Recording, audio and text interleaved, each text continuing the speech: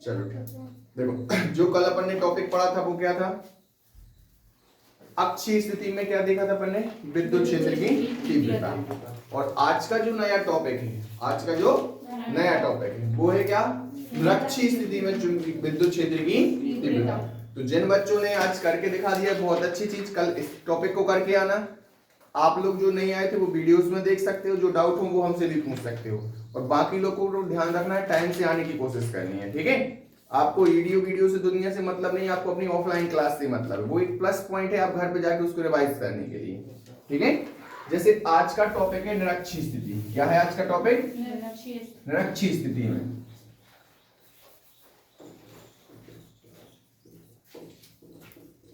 निरक्षीय स्थिति है ना। निरक्षीय स्थिति में हमें क्या फाइंड करना है? विद्युत क्षेत्र की तीव्रता। तो ध्यान से समझना बच्चों, है ना। पहली बात चलती है कि निरक्षीय स्थिति कहलाती क्या है। तो मैंने कल भी बताया था अक्षीय स्थिति के बारे में, आज है अपना निरक्षीय स्थिति। तो निरक्षीय स्थिति आती किस वजह से है? द्विध्रुव पे आती। किस में आती है? द्विध्रुव में। हाँ है ना। होता क्या है, हमें जिस बिंदु पर विद्युत क्षेत्र की तीव्रता फाइंड करनी है वो अपन ने क्या ले लिया? P। क्या ले लिया? P। यदि यह बिंदु P द्विध्रुव के सापेक्ष, किसके सापेक्ष? लंबार्धक स्थिति में हो। कैसा हो? लंबार्धक, लंब पर हो। कैसा हो? लंबत हो, है ना। तो उस स्थिति को क्या कहा जाता है? बिंदु को द्विध्रुव के सापेक्ष निरक्षीय स्थिति में कहा जाएगा। कहां पे कहा जाएगा? निरक्षीय स्थिति में कहा जाएगा। जैसे मान के चलो, मान लिया अपन ने ए भी एक वैद्युत द्विध्रुव है। क्या है? ए भी एक क्या है? जो प्लस क्यू और माइनस क्यू आवेश से मिलकर बना है। और जिसके बीच की दूरी क्या लेते हैं अपन? 2a लेते हैं। कितनी लेते हैं? 2a लेते हैं। लिए कि नहीं लिए? अब द्विध्रुव के मध्य बिंदु O से, तो द्विध्रुव का मध्य बिंदु क्या ले लिया? O। जे ले लिया। लंबार्धक स्थिति में, कौन सी स्थिति में? लंबार्धक स्थिति में या फिर निरक्षीय स्थिति में। तो इस पर अपन लंब डाल, मतलब ऊपर की वो बिंदु आएगा कि नहीं आएगा? लंबार्धक स्थिति में। कौन सी स्थिति में? मान लिया एक बिंदु क्या है? P है। क्या है लंबार्धक स्थिति में? बिंदु P है, जिस पर हमें क्या फाइंड करना है? विद्युत क्षेत्र की तीव्रता की गणना करनी है। तो देखा जाए तो यहां से डायग्राम कैसे बनेगा? जैसे मान के चलो ए प्लस था, बिंदु ए पर स्थित प्लस क्यू आवेश के बिंदु पी पर विद्युत क्षेत्र की तीव्रता निकाले, तो ऐसा जाएगी नहीं जाएगी? इसकी दिशा सीधी जाएगी नहीं। तो यहाँ पे क्या हो गया? E1। अब जब माइनस क्यू आवेश के कारण बिंदु पी पर चुंबकीय की विद्युत क्षेत्र की तीव्रता निकाले, तो ये दिशा कहां की ओर आएगी? बी की ओर। प्लस से कहां की ओर? बाहर से, बाहर की ओर। और बिंदु माइनस पर, बिंदु बी पर स्थित माइनस क्यू आवेश, पी और बी की बात चली तो पी से किसकी ओर आएगी? माइनस क्यू आवेश। माइनस क्यू आवेश अर्थात बी साइड आएगी। हाँ है ना। अब देखो, इसकी इस साइड और इसकी इस साइड, अब दोनों में क्या हो गया? विरोध की स्थिति हो गई नहीं? जे ऊपर की ओर ले जा रहा है, इस साइड लेके आ रहा है। अब जिन दोनों के बीच विद्युत क्षेत्र की तीव्रता में क्या होने लगा? यहाँ पे क्या हो गया? E2 हो गया। क्या हो गया? क्या होने लगा? विरोध होने लगा। क्या होने लगा? तो फिर कंडीशंस निकाली गई, ना इस साइड ना इस साइड। एक काम करो, दोनों के बीच का परिणामी ले लो। क्या ले ले अपन? परिणामी। तो परिणामी की दिशा क्या हो जाएगी? दोनों के मिड में। तो यहाँ पे क्या हो जाएगा? E हो जाएगा। क्या हो जाएगा? E। ना E2 ना E1, ओनली दोनों की परिणामी विद्युत क्षेत्र की तीव्रता क्या ले ली अपन ने? E। क्या ले ली? और यहाँ पे बनने वाला कोण भी थीटा है और यहाँ पे बनने वाला कोण भी क्या है? फाई। दोनों के अलग अलग कोण ले लिए। क्या ले लिए? अलग अलग। अलग कोण में कोण नहीं, क्योंकि बीच में से तोड़ा तो दोनों कोण कैसे होंगे? समान। तो दोनों कोण कैसे हो गए? इतनी चीज समझ में आई कि नहीं आई? तो निरक्षीय स्थिति समझ में आ गया कि नहीं आ गया? वह बिंदु जिस पर हमें विद्युत क्षेत्र की तीव्रता ज्ञात करनी है, यदि वह बिंदु द्विध्रुव के सापेक्ष कैसा है? लंबार्धक स्थिति। लंबार्धक स्थिति कहलाती है उसके लंबवत, है ना। तो इस स्थिति को क्या कहा जाता है? निरक्षीय स्थिति। अब इसको सॉल्व करने के लिए अपन ने क्या बना दिया? माना ए भी एक क्या है? वैद्युत द्विध्रुव है, जो प्लस क्यू और माइनस क्यू आवेश से मिलकर बना है। इतना समझ आया? जिसके बीच की दूरी कितनी है? 2a। फिर माना द्विध्रुव के मध्य बिंदु O से, द्विध्रुव के मध्य बिंदु O से निरक्षीय स्थिति में, कौन सी स्थिति में? एक बिंदु क्या है? P, जिस पर हमें विद्युत क्षेत्र की तीव्रता की गणना करनी है। ठीक, इतना कर लिया। फिर अपन ने कंडीशंस क्या लगाई? बिंदु A पर स्थित प्लस क्यू आवेश बिंदु P पर चुंबकीय विद्युत क्षेत्र की तीव्रता तो क्या कहलाएगी? E1। और इसकी दिशा कहां की ओर होगी? बाहर की ओर, क्योंकि प्लस से बाहर की ओर दिशा जाती है। प्लस दिशा को अपने से दूर बढ़ाता है और माइनस दिशा को अपनी ओर करता है। ठीक है, इसी प्रकार अपन ने क्या निकाला, बिंदु बी पर माइनस क्यू आवेश है तो दिशा जी हो गई कि नहीं हो गई। अब एक चीज ध्यान रखना, यहाँ पे स्थिति क्या है, आर बड़ा है किससे, ए से। मतलब जे भी है मतलब यहाँ पे आर क्या है, जे है। आर दूरी ली थी कि नहीं ली थी, तो आर की साइज ए के कंपेयर में कैसी है, बड़ी है कि नहीं है। अब इतना समझ में आएगा कि नहीं आ गया, आ गया। अब देखें यहां तक रिकॉर्डिंग हो रही ना, यहां तक देखो अपन तब बिंदु ए पर स्थित, बिंदु ए पर स्थित प्लस क्यू आवेश के कारण, बिंदु ए पर स्थित प्लस क्यू आवेश के कारण बिंदु पी पर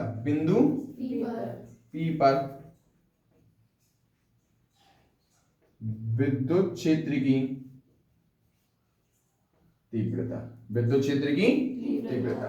ठीक,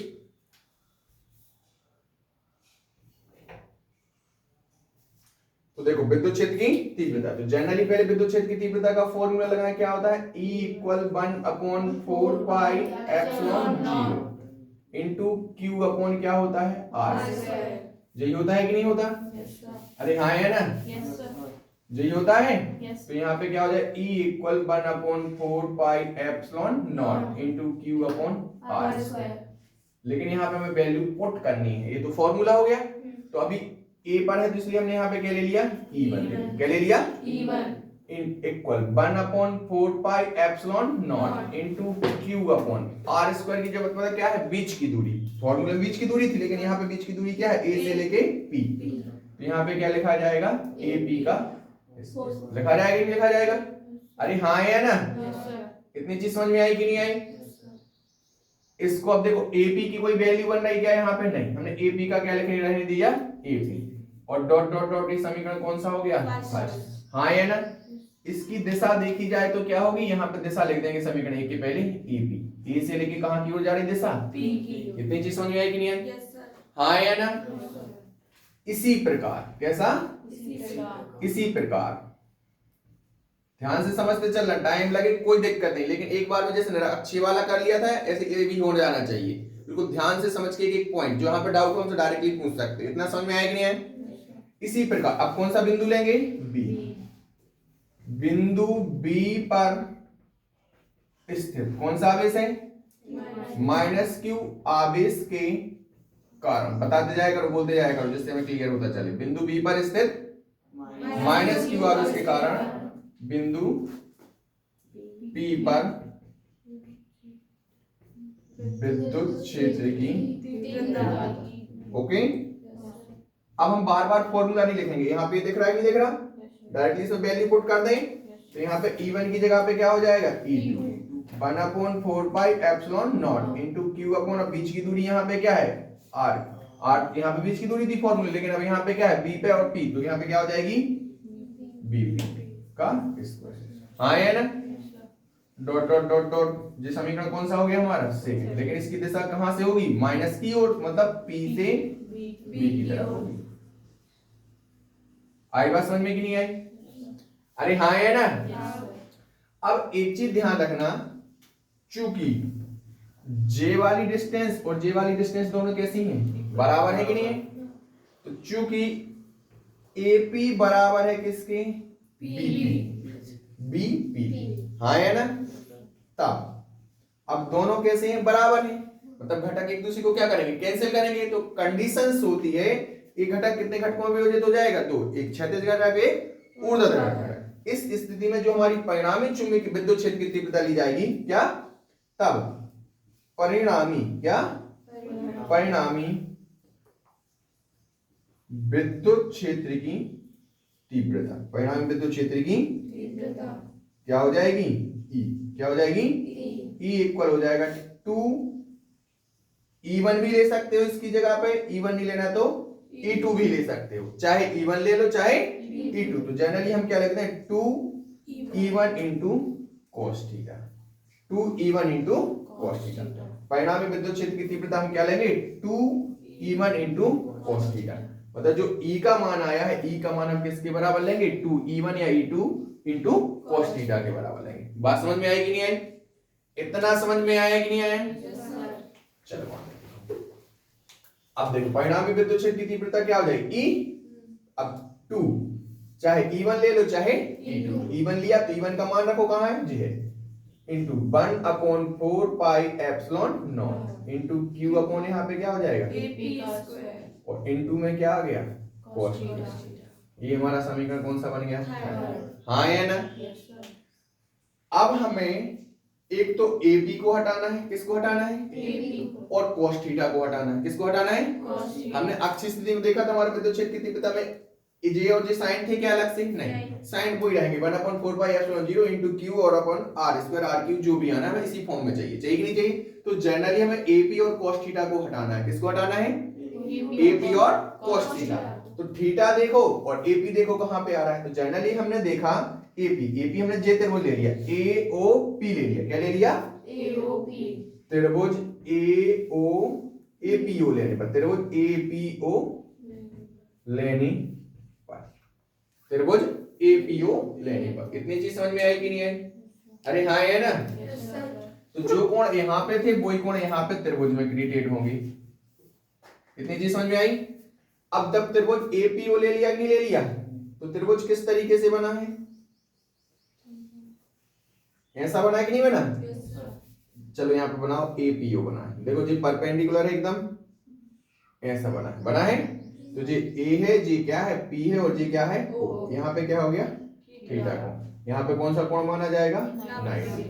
हमने प्रमेय पढ़ाई थी, नवबंश के सामने का कोण क्या होता है, कर्ण, और उसके अलावा यदि अन्य कोण दिया तो उसके जस्ट सामने की वजह क्या होगी, लंब, होगी कि नहीं होगी। तो इसका मान क्या है R, और इतने का मान क्या होगा A, क्योंकि ये 2A था तो इतना क्या होगा A। तो जे कर्ण की भांति कार्य करेगा, जे लंब की भांति, और जे किसकी भांति कार्य करेगा, बात समझ में आई कि नहीं है। तो यहाँ पे पाइथागोरस प्रमेय से, किससे, पाइथागोरस प्रमेय से, पाइथागोरस प्रमेय से हमें AP चाहिए, चाहिए कि नहीं चाहिए। तो हमारा क्या हो जाएगा, पाइथागोरस प्रमेय से कर्ण का वर्ग बराबर प्लस आधार का वर्ग। तो कर्ण क्या है AP का स्क्वायर बराबर लंब, लंब क्या है R का स्क्वायर प्लस A का स्क्वायर, यही होगा कि नहीं होगा। लेकिन हमें देखो AP का भी मान मिल गया कि नहीं मिल गया, AP स्क्वायर का मान चाहिए था, जे भी मिल गया कि नहीं मिल गया। और यदि हम सिंगल AP का निकालें, किसका निकालें, सिंगल AP का, या करके तो स्क्वायर उस साइड जाएगा तो क्या लग जाएगा रूट, तो यहाँ पे क्या हो जाएगा R square plus A square, हाँ है ना। इतना समझ में आया कि नहीं है।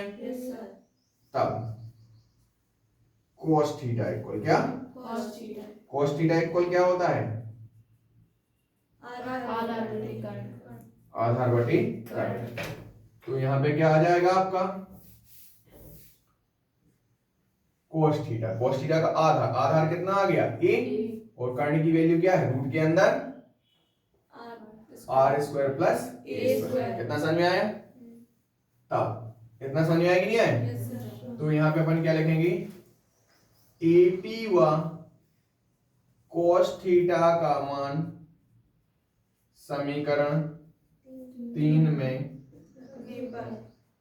रखने, इतनी राम कहानी समझ में आई कि नहीं है।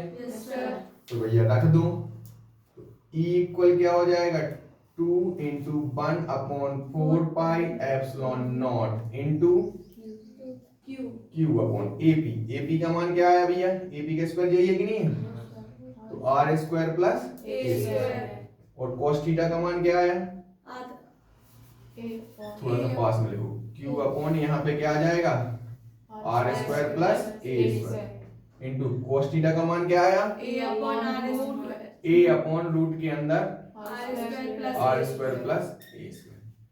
इतना समझ में आया कि नहीं आया।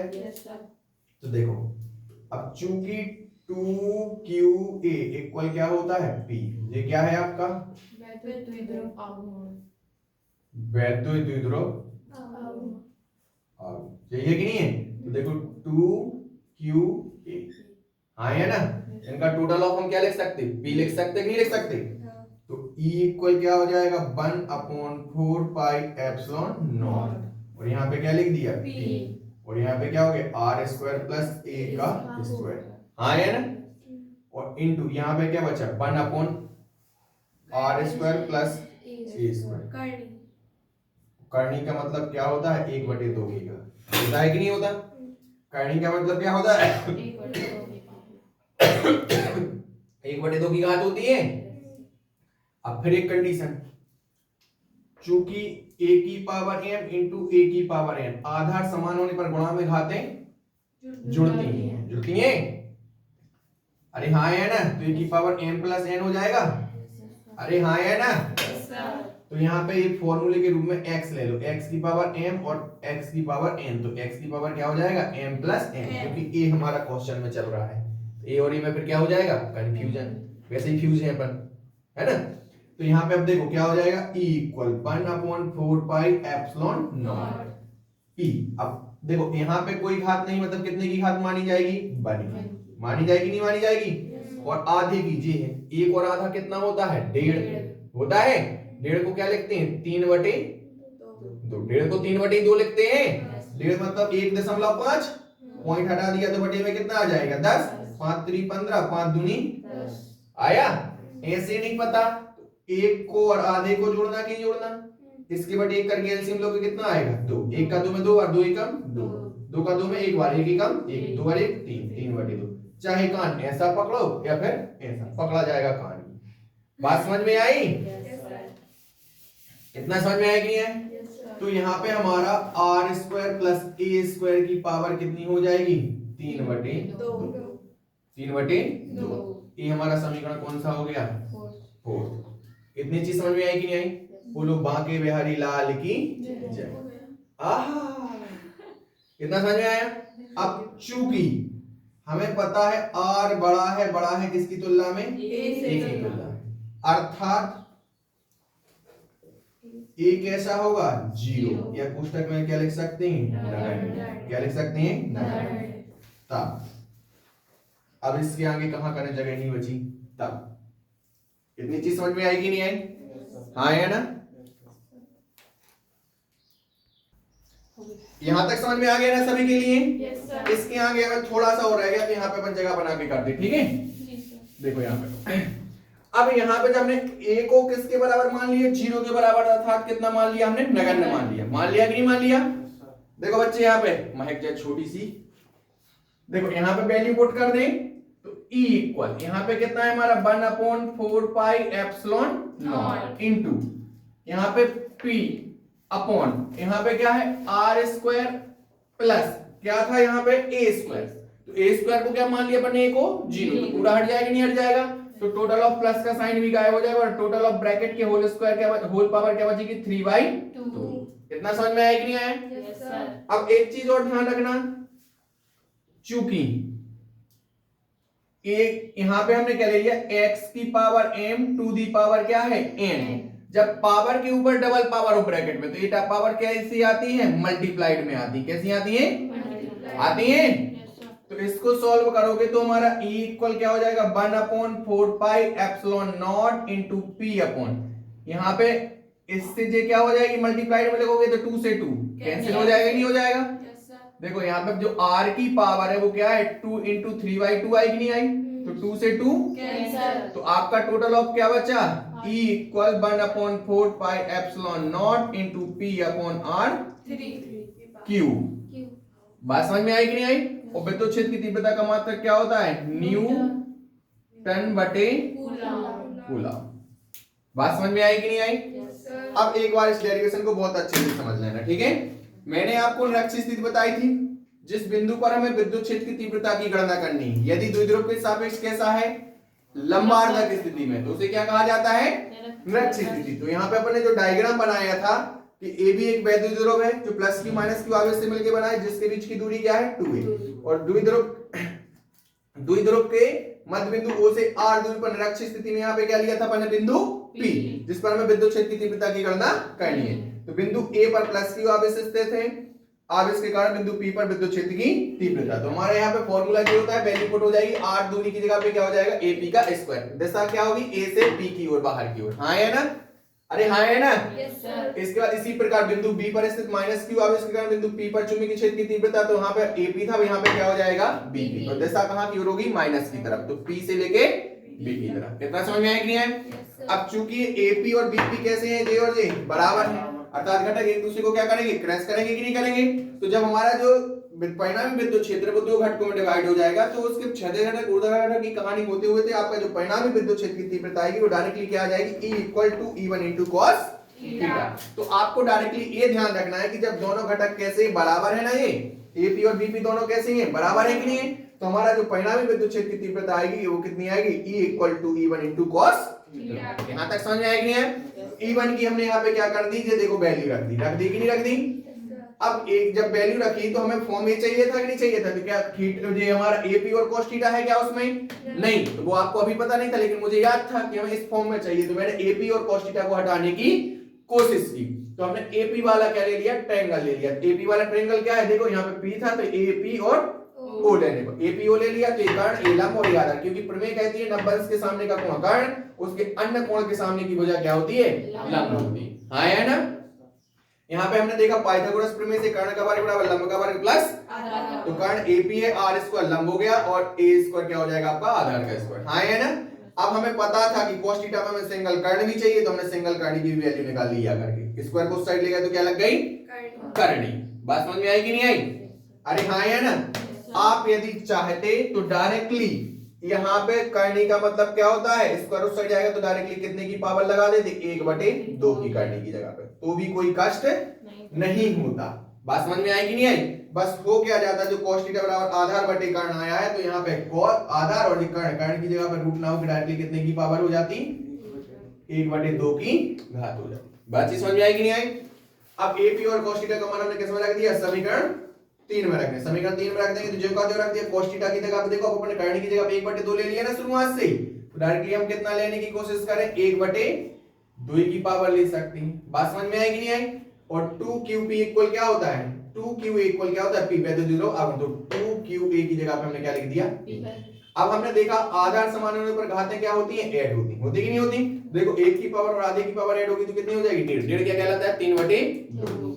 अब हमने देखा समीकरण 4 में कि r बड़ा है किससे a से, अर्थात a अत्यधिक छोटा हो गया किसकी तुलना में r की तुलना में, तो r जो a है a का मान लगभग कैसा होगा नगण्य, नगण्य का मतलब क्या होता है 0 के बराबर। तब हमने यहाँ पे वैल्यू पुट कर दी तो ये आ गया समीकरण, रख दी 4 में। अब जब हमने a की वैल्यू 0 मान ली तो यहाँ पे जो r square plus a square था, तो a की वैल्यू टोटल ऑफ क्या हो गई 0, तो बचेगा क्या केवल r स्क्वायर बचा, तो r स्क्वायर का हमने मान रख दिया। अब मल्टीप्लाइड में आएंगे नहीं आएंगी पावर की पावर, तो 2 से 2 क्या हो जाएगा कैंसिल, ये हो गई कि नहीं, बचा क्या केवल 3, तो हमारा E equal 1/4 pi epsilon not into P upon R cube. और विद्युत क्षेत्र की तीव्रता का मात्रक क्या होता है, परिभाषा से निकाला था अपन ने, न्यूटन बटे कूलम।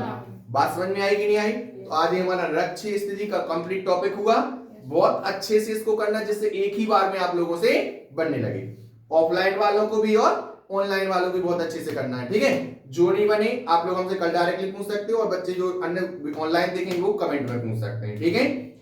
ठीक है, करो उसको।